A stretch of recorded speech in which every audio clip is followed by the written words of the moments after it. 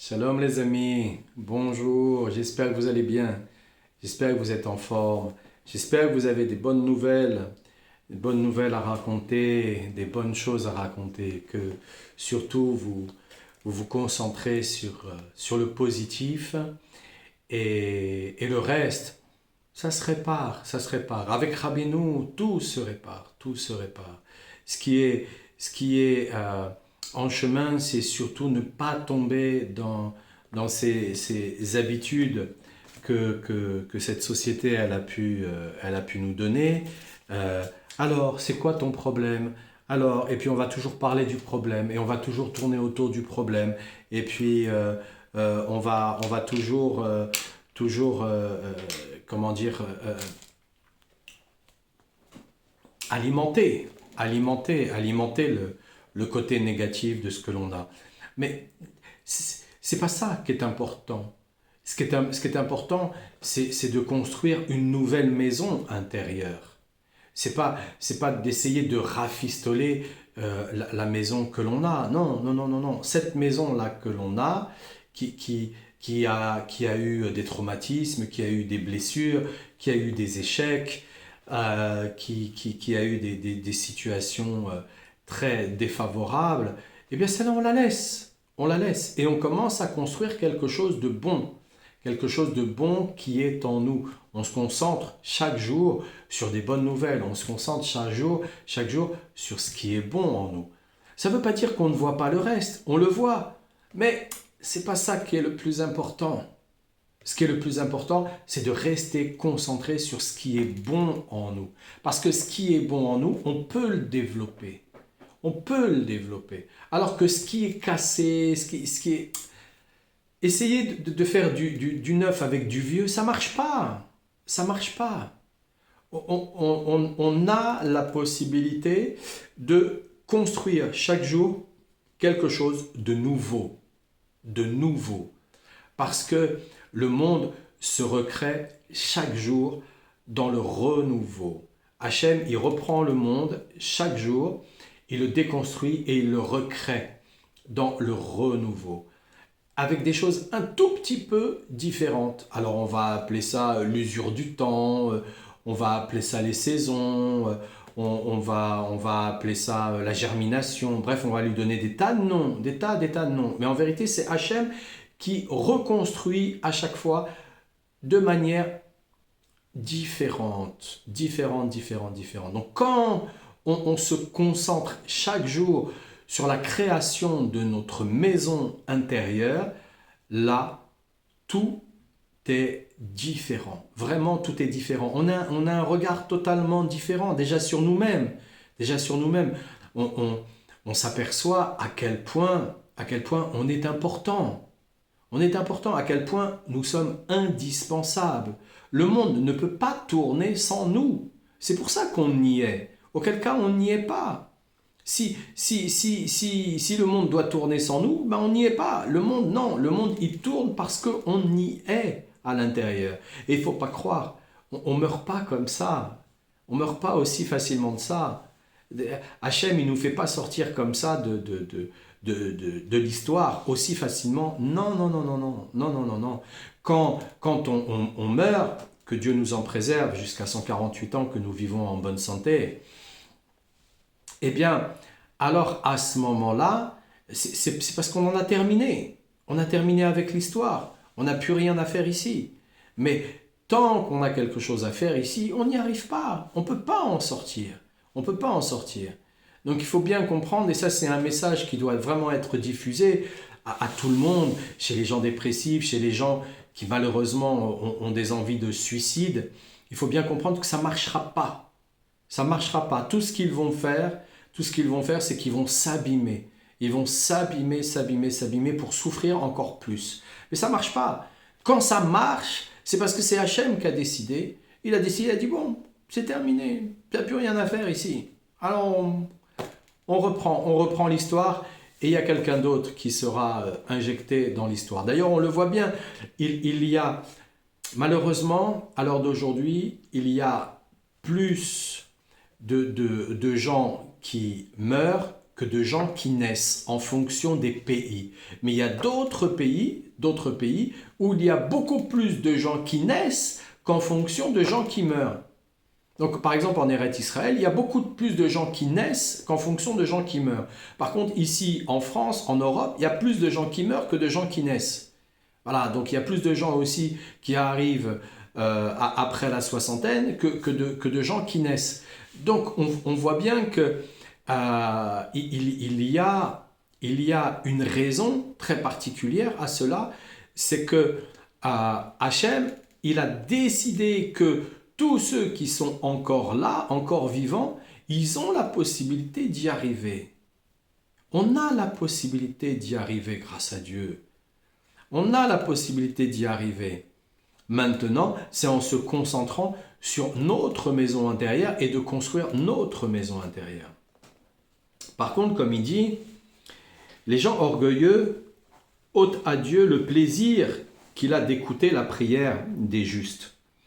Car il ne s'adresse pas aux justes pour qu'ils prient en leur faveur. Ils croient que, grâce à leur jeûne et à leur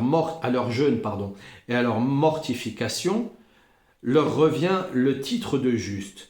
Mais ils font un faux calcul et leur manière d'agir peut être comparée à celle de quelqu'un qui viderait un sac plein de trous. Même s'il a vidé le sac, les trous du sac sont toujours là. Or, le corps est désigné par le terme de sac. Comme le dit le Tana dans Shabbat 152a, « Toi qui as de grandes dents, ouvre ton sac. » Dans le sens « ouvre ta bouche. » Et si ces gens faisaient l'examen d'eux-mêmes, ils s'apercevraient qu'en dépit de tout leur jeûne, leurs envies demeurent attachées à leur sac, c'est-à-dire restent collées à leur corps et pas seulement leurs propres envies, mais même celles qui ont hérité de leur père, car leurs pères ne se sont pas comportés avec la sainteté requise au moment des rapports conjugaux. Donc là, il faut comprendre une chose qui est extrêmement importante, c'est que depuis un certain temps, là maintenant, avec les réseaux sociaux, eh bien, on va vanter les mérites du jeûne contre le cancer et contre beaucoup de maladies et ainsi de suite. Et ça, c'est une grave erreur. Ça, c'est un faux espoir qui est donné à une grande partie de l'humanité. Si ça fonctionne pour certains, certains devraient véritablement annoncer que ce n'est pas juste grâce au jeûne. C'est par rapport à des prises de conscience. Donc ces prises de conscience ont fait en sorte qu'ils ont raccommodé les trous qui laissaient passer la maladie. Mais en d'autres termes, le jeûne, lui, c'est pas lui qui fait que. Bien entendu, l'organisme, il va se reposer, et puis l'énergie que le corps va déployer pendant le jeûne va donner la possibilité d'aller vers une meilleure élimination des cellules mortes, parce que ce sont une mauvaise élimination des cellules mortes qui donne le cancer et d'autres maladies de cette acabit. Donc quand on comprend que cette énergie, parce qu'on ne mange pas, alors on va avoir plus d'énergie, mais on va avoir plus d'énergie pour aller au fond de soi-même, se concentrer sur ce qui est bon de soi-même et pas sur ce qui est mauvais. Sur le passé, on s'en fiche. La maison qui a été traumatisée, qui a été cassée, qui a été extrêmement, comment dire, pris d'une manière très négative, on laisse tomber. On construit une nouvelle maison. On construit une nouvelle maison. Et quand on construit une nouvelle maison grâce à cette énergie, qui fait qu'on a mis le corps au repos, alors on va commencer à changer sa mentalité. en changeant sa mentalité, alors là, on va pouvoir commencer à avancer sur un chemin de guérison. Mais changer sa mentalité, on est au plus bas, du niveau de guérison recherché. On va devoir changer sa mentalité, on va devoir changer ses émotions, on va devoir aussi ne plus adhérer à des émotions négatives, à des émotions traumatisantes, ne plus adhérer à ça. Et de là, on va remonter la piste jusqu'à l'âme, la partie d'âme qui s'est affaissée, qui ne peut plus transmettre la lumière au corps et qui a apporté la maladie au corps. Parce que si la partie de l'âme qui s'est affaissée ne se relève pas, elle ne peut pas apporter l'énergie au corps qui lui-même ne peut pas se renouveler à cause de cela. Parce que c'est l'énergie de l'âme qui fait vivre le corps. C'est pas l'inverse. C'est pas l'inverse.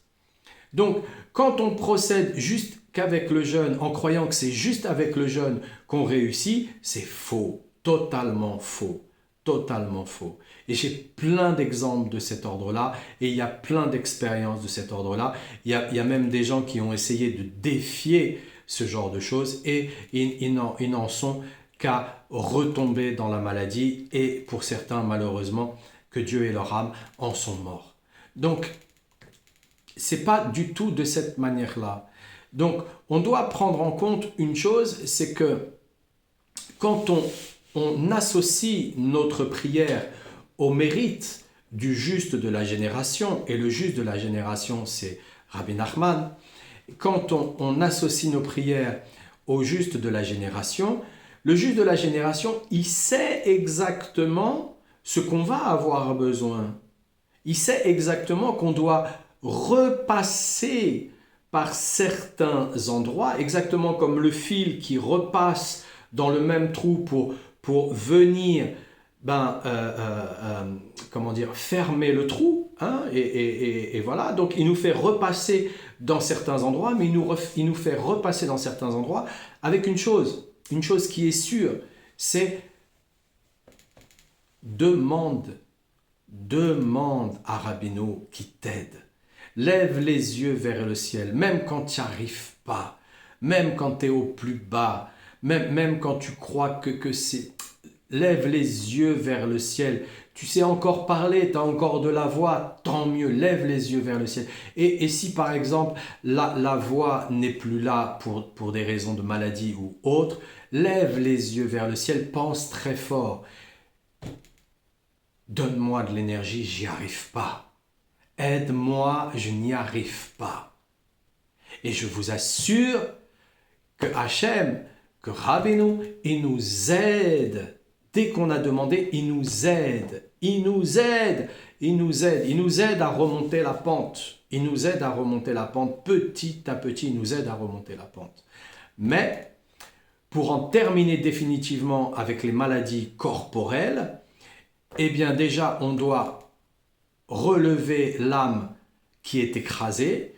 De là, l'énergie, elle va circuler. En circulant, on doit, par la même occasion, on doit rafistoler les trous par le fait de commencer à s'intéresser à une autre façon de faire dans sa propre vie. Hein, c'est pas juste rafistoler les trous dans le sens on reconstruit une maison qui est cassée ou qui est démolie. Non, pas du tout. C'est qu'on rafistole les trous parce que on modifie sa façon de fonctionner. Comment peut-on arriver à transformer notre vie si on continue à faire les mêmes erreurs? C'est pas possible. On refait les mêmes choses en pensant qu'on va y arriver. Il y a un nombre de gens phénoménaux qui pensent recevoir un miracle alors qu'ils ne croient pas en Dieu. Ah, mais comment c'est possible? Comment c'est possible? Donc, dans la création de notre maison intérieure, on vient justement à modifier sa façon de penser. On n'adhère plus à ses pensées négatives, on n'adhère plus à ses émotions négatives. On fait un petit peu comme, vous savez, quand la gazelle, elle est poursuivie par le lion. C'est chaud pour elle. Elle sait que là, si le lion il lui met les griffes dessus, c'est terminé. Hein. Sa vie est totalement terminée. Et bien quand la gazelle, elle arrive, elle passe, elle fait des tours, elle fait ça, hop, elle revient, elle tourne, elle revient, elle saute, elle grimpe, elle fait tout ce qu'elle peut. C'est comme ça qu'on doit faire dans notre tête, avec notre façon de penser, avec nos émotions. On a une émotion négative. Non, on change, on part ailleurs. On part ailleurs. On reste pas figé, on part ailleurs. Et si on reste figé, ben c'est pas grave, on lève les yeux vers le ciel. Aide-moi, je sais pas comment faire. Voilà, et on va avoir une dynamique qui va nous faire sortir de là où on se trouve. Exactement comme ça dans notre tête, exactement comme ça dans nos émotions. Quand il y a quelque chose qui nous plaît pas, il y a quelqu'un qui nous dit, il nous dit quelque chose qui nous plaît pas, tout de suite, on prend le sourire et on rigole. Mais pourquoi tu rigoles? Mais non, je rigole de moi. C'est marrant, c'est marrant. Voilà, on met même pas la faute sur l'autre. On met même pas la faute sur l'autre. On commence à rire parce qu'on fait un virage, on change de voix, on change complètement de voix. Eh bien, cette gazelle-là, une fois qu'elle a échappé au lion, qu'est-ce qu'elle fait? Elle se met à trembler de tout son corps, de tout son corps. Même, elle fait pipi, caca, elle se met à trembler de tout son corps et elle est là, tac, et elle s'arrête, hop, elle repart et elle commence à rebrouter, elle remange et sa vie, elle recontinue. Voilà. Elle reste pas figée sur l'état négatif qui vient de se passer.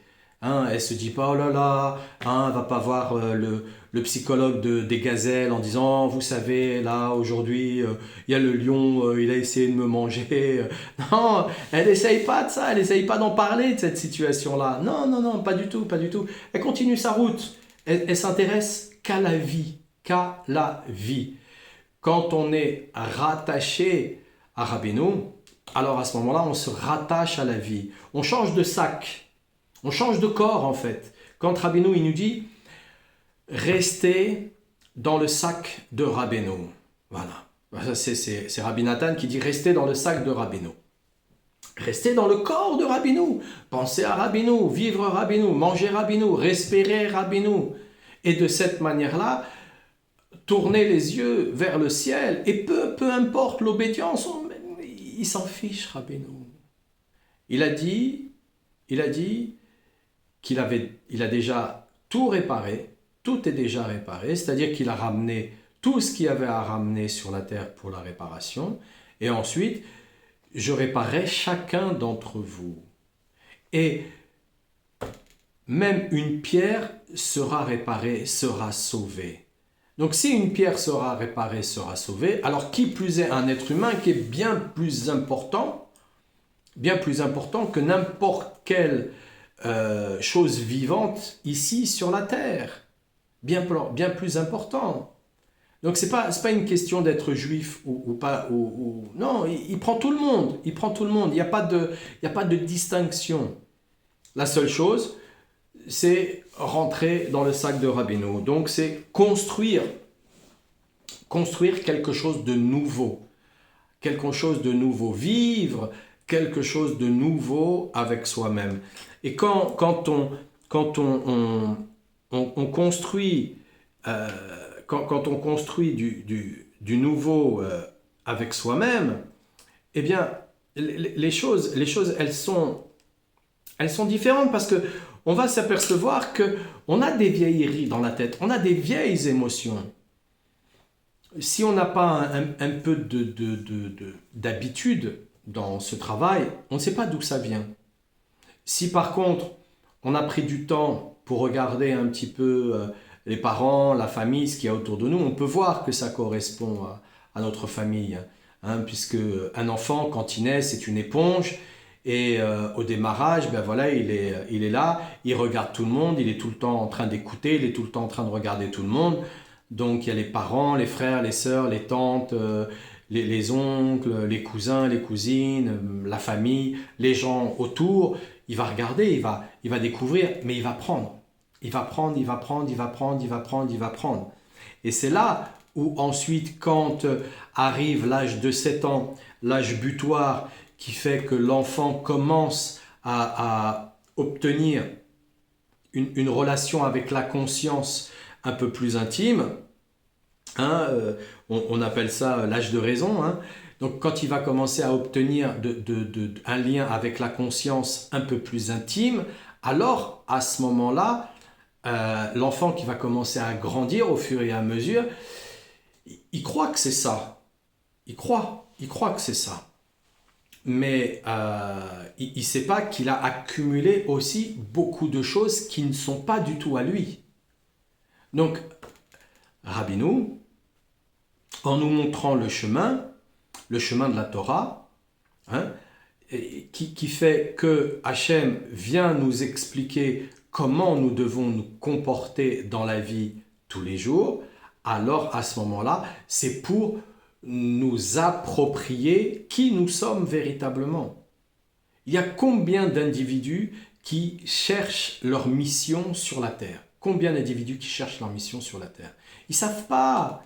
Ils savent pas. Ils ont fait 12 ans d'études, ils se sont retrouvés en médecine, ils se sont retrouvés dans des chemins de scientifiques et au final, ils ne sont pas à l'aise, ils ne sont pas bien.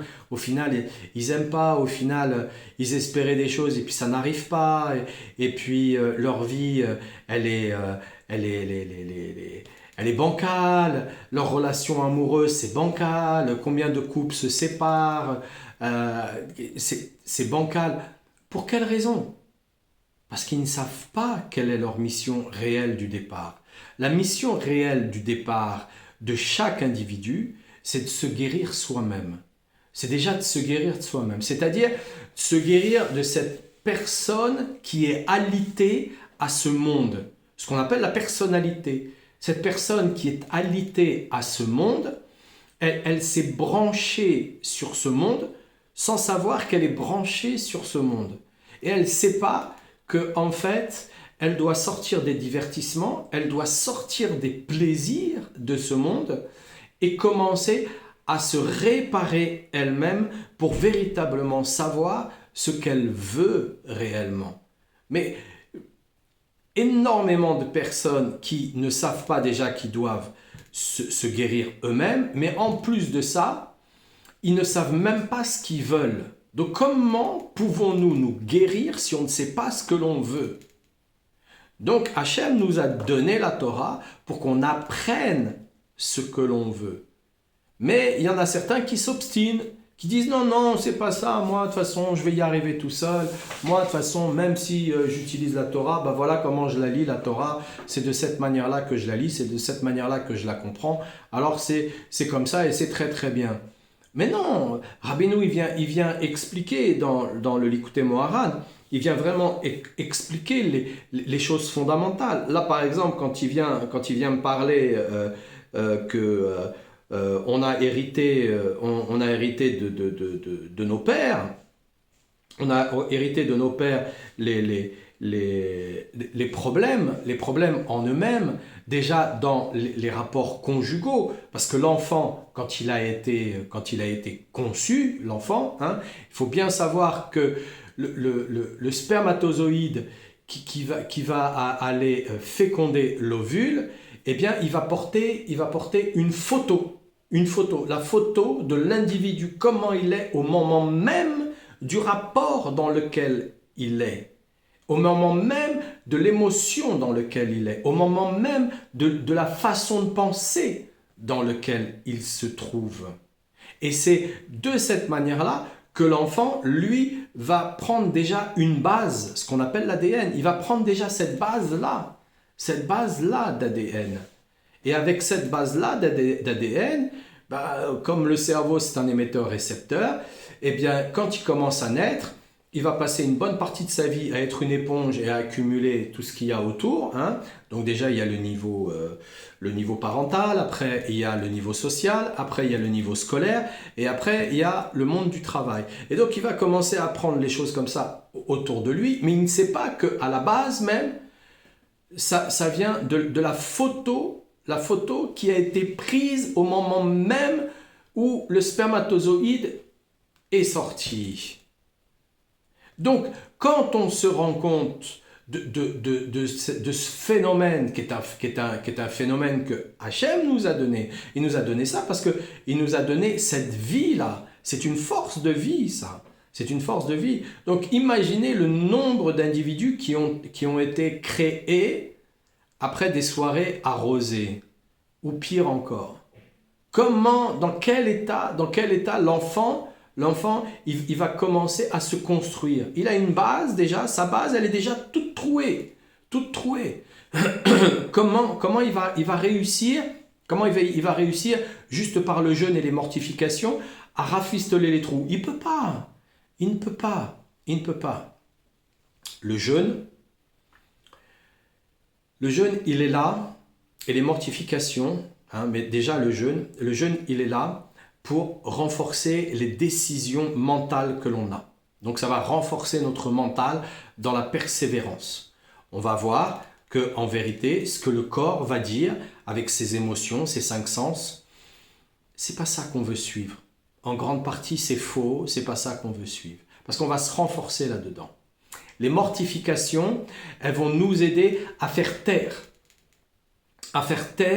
les émotions, les envies, les désirs qui sont un peu trop rugissants. L'âme animale, elle est un peu trop rugissante. Alors on va faire un mikvé froid.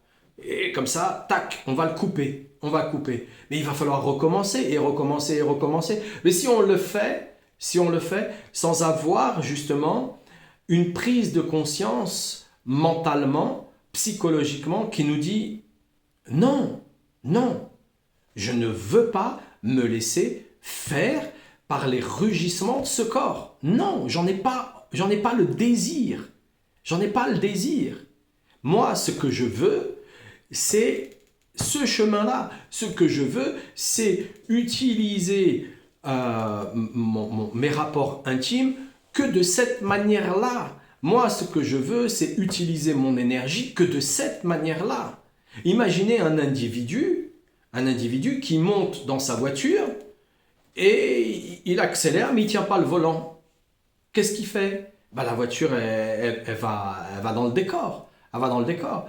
Eh bien, c'est exactement la même chose quand il y a le rugissement comme ça du corps qui se met en place et que on n'a pas tenu le volant du mental, on n'a pas tenu le volant des décisions qu'on a prises. On ne sait pas ce qu'on veut. Donc on va aller dans l'errance. On va aller dans l'errance. Et Hachem, dans sa miséricorde, il va nous laisser aller dans l'errance. Et donc on va revivre vie après vie, comme ça, incarnation après incarnation, pour comprendre ce que l'on ne veut plus. Ce qu'on ne veut plus. Il nous a fallu combien de siècles pour apprendre qu'on ne voulait plus faire la guerre chez nous? Alors maintenant ils font la guerre ailleurs, ils font la guerre dans d'autres pays, mais ils la font plus chez eux. Ils la font plus en France, ils la font plus en Europe, ils la font plus aux États-Unis. Ils la font plus chez eux. Ils la veulent plus la guerre. Mais il nous a fallu combien de siècles pour apprendre ce qu'on ne voulait pas vraiment. Non, l'homme il partait, allez, je pars à la guerre. Allez, hop, il réfléchissait pas. Et, voilà, il partait à la guerre. Et, je vais partir garroyer, je vais m'amuser avec mon épée. Alors il revenait jamais. Pour protéger ma relation avec ma femme, je vais mettre une ceinture de chasteté. Bref, il partait dans des délires pas possibles, parce qu'il ne savait pas ce qu'il voulait pas. Jusqu'au moment où il s'est dit non, mais j'en veux plus. J'en ai marre d'en avoir marre. J'en ai marre d'avoir ce truc-là. C'est pas bon. C'est pas bon. Je suis continuellement en train de me resservir des plats à moitié cuits ou pire, du vomi. Donc j'en ai marre. J'en ai plus envie. Et là, à ce moment-là, il a commencé à se dire non, je veux la paix chez moi. Je veux la paix chez moi. C'est mieux la paix. C'est beaucoup mieux la paix. C'est ça qui m'intéresse. C'est ça qui m'intéresse. Mais tant qu'on ne sait pas véritablement, eh bien ça continue, ça continue, ça continue. Regardez, ici en France, on a commencé à s'intéresser véritablement aux enfants et au sort des enfants après la Seconde Guerre mondiale et le général de Gaulle, quand il a commencé à construire la sécurité sociale pour tous et à donner comment on appelle ça les allocations, merci, les allocations pour les enfants.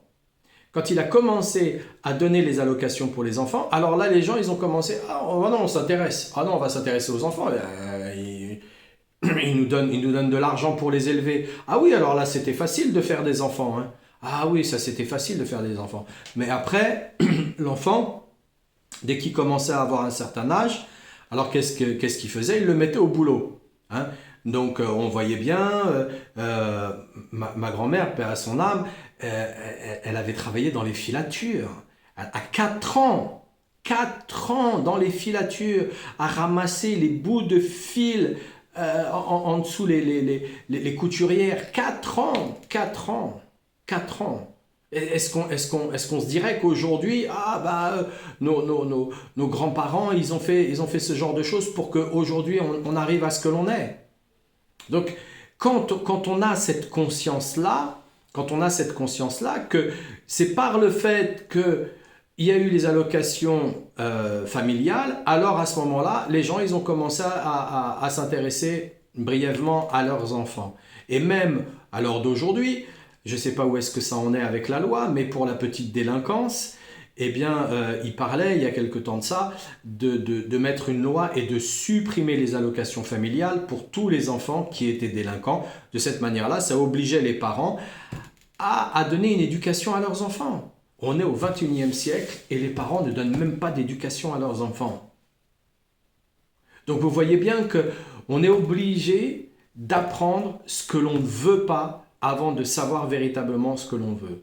La problématique, c'est que tant qu'on ne reprend pas le volant de sa pensée, tant qu'on ne reprend pas le volant de sa pensée, on va croire à des pensées négatives. Ah, lui, il m'a fait du mal. Ah ouais, mais c'est parce que nanani, nanana et tatati. Mais on passe à autre chose. On s'intéresse à ce qui est bon.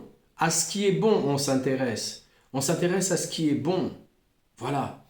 Si par exemple, un individu vous a fait du mal sans raison, eh bien c'est parce que vous êtes quelqu'un de bien. Donc cherchez pas midi à 14h, c'est parce que vous êtes quelqu'un de bien.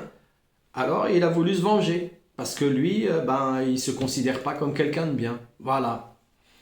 Donc quand on reprend le drive de sa propre pensée, eh bien tout ce qui arrive de pensées négatives et d'émotions négatives, on fait comme la gazelle, on saute, on change d'endroit, on ne se laisse pas attraper par la bête sauvage de l'aspect négatif, hein.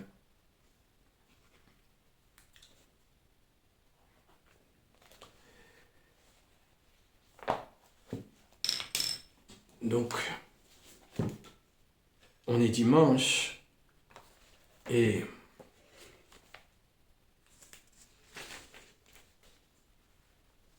je vais lire un tikkun, un Teilim, le 6, le numéro 6.